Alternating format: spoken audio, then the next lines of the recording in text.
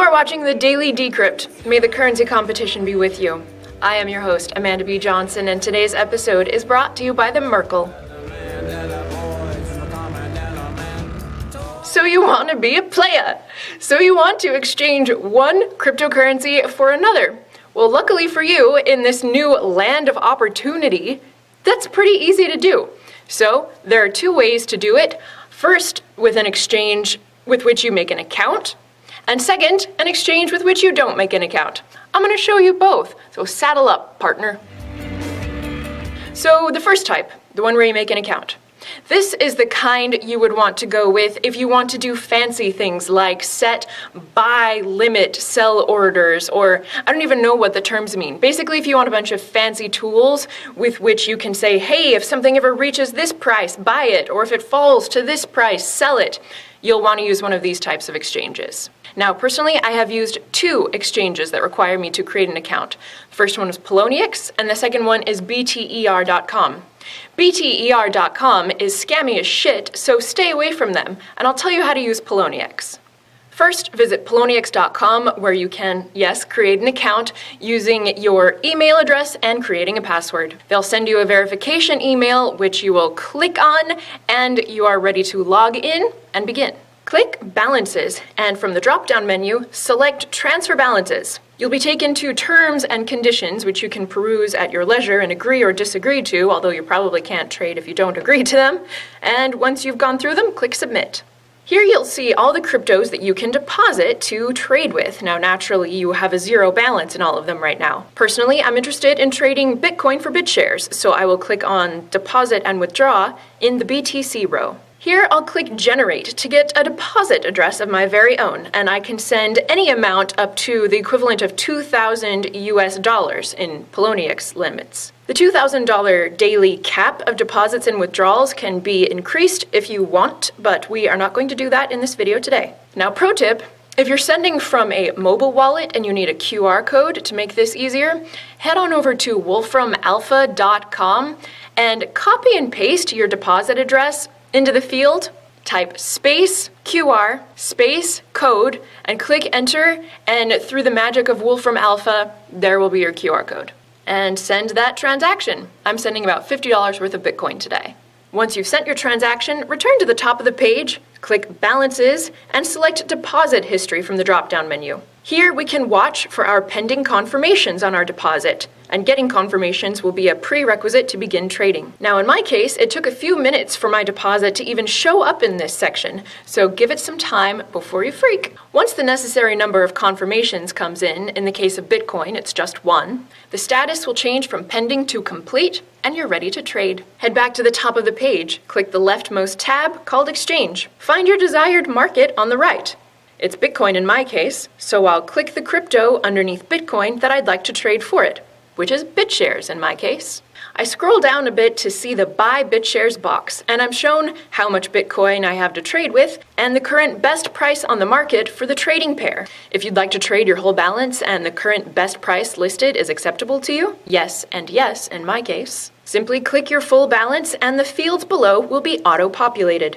Poloniex takes a 0.2% commission on every trade, which will automatically be calculated in, and then click Buy.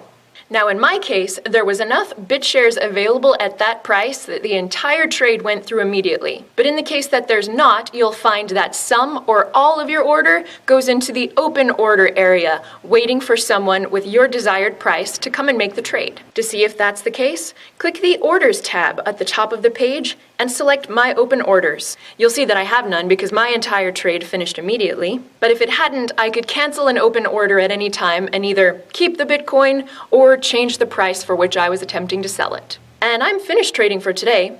I head back to the Balances menu, see my transfer balances, and click that I would like to deposit or withdraw the BitShares. If you'd like to withdraw the full balance as I do, just click right on the number. The BitShares network transaction fee is automatically deducted. That's another nice feature.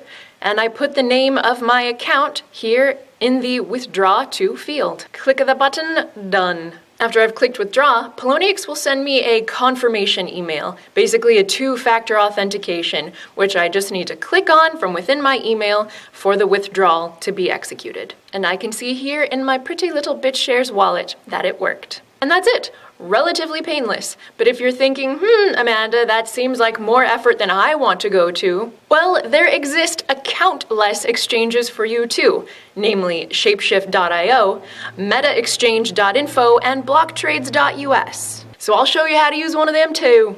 Navigate on over to Shapeshift.io, and if you watch this video anytime in the near future, it's probably going to still say click here to try the beta version. Let's do that. First, choose the coin you'd like to make a deposit in my case, Bitcoin again, and choose the coin that you would like to take back out. In my case, I'm going to say Dash. I'll now choose the precise trading method, which just means that I'm going to tell Shapeshift exactly how much Bitcoin I want to deposit, and I can get a slightly better exchange rate in return. I'd like to deposit 0.07 of a Bitcoin, and Shapeshift tells me that that will kick back to me 5.32 and change in Dash. I enter my Dash address, Zimzam, and I enter a Bitcoin refund address in case for some reason this doesn't go well and they need to send my money back. I agree to the terms and click Start Transaction. Shapeshift now tells me that I have just under 10 minutes to send that 0.07 of a Bitcoin to the address listed here.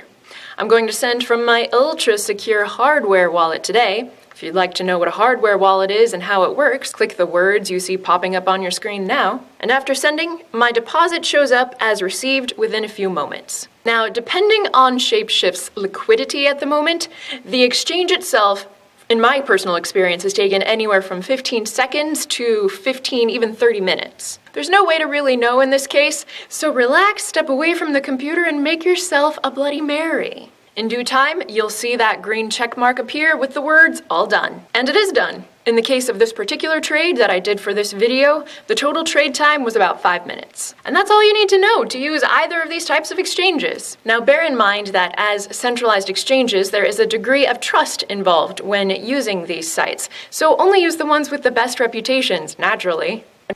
It's possible, even probable, nay, inevitable, that we will be exchanging peer-to-peer directly one with another via trustless protocols that will eliminate the profitability of committing fraudulent acts in the first place.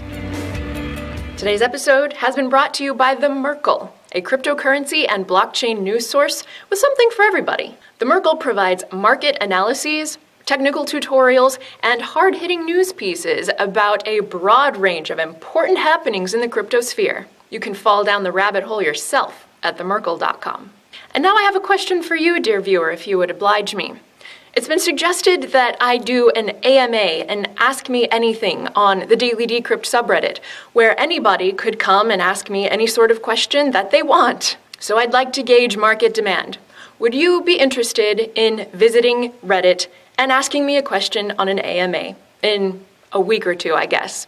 Let me know. Just post in the comment section below or tweet me at the Daily Decrypt.